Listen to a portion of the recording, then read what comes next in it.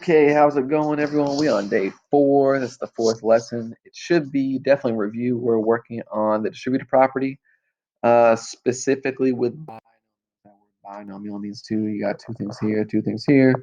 Multiply like this: first, outside, inside, last, like you saw in the notes called FOIL.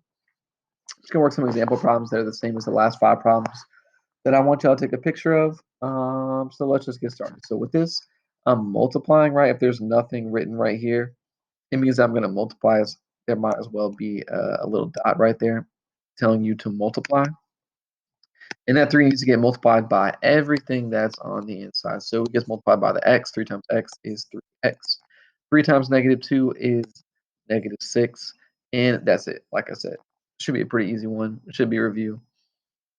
It doesn't matter how it looks, right? We could have the big one first or the big one second, or on the later ones, there's going to be the same size too. We still need to do x times x and 6 times x. So x times x is x squared. The only way to raise the power of an exponent for the exponent to increase is if you are multiplying by the same term.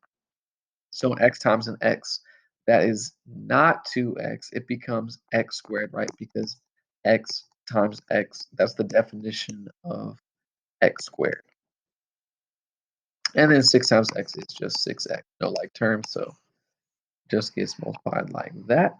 Number 3 is the first one that we find we're going to use FOIL for. First, outside, inside, last. So I'm going to do the first term.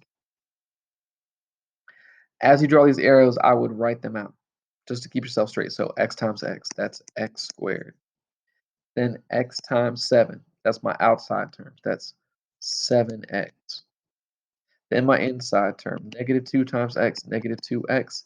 And then my last term, -2 times +7 is -14. All we got to do is look for like terms. They're right here. I got 7x, take away 2x, that's going to be 5x. Just like you got 7 apples, take away 2 apples. There's still apples. We're not changing to x squared or anything like that. And then I still have my first and last term. So we got x squared plus 5x minus 14, final answer. Okay.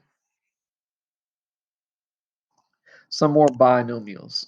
So we got 3x minus 5 times x plus 4. So first, 3x times x is 3x squared.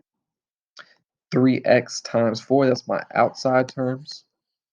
We're just doing 3 times 4, that's 12x. -5 times x, that's my inside term. We got -5x. And my last term, -5 times 4, that's going to be -20. Same thing. Look to combine like terms. This time they're both in the middle. So my x term goes with my x term. And we're left with 3x squared. What's that? 12 minus 7. 12 minus 5. That's 7, right? 7x minus 20. Final answer right there.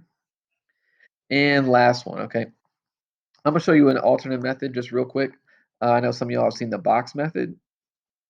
So if we had 2 plus 5x, you could write it horizontally, and then this one we can put vertically. You can still do the same thing as before, like you did with the FOIL, first, outside, inside, last, but I just want to show you another way in case this is something you're interested in doing. Totally cool.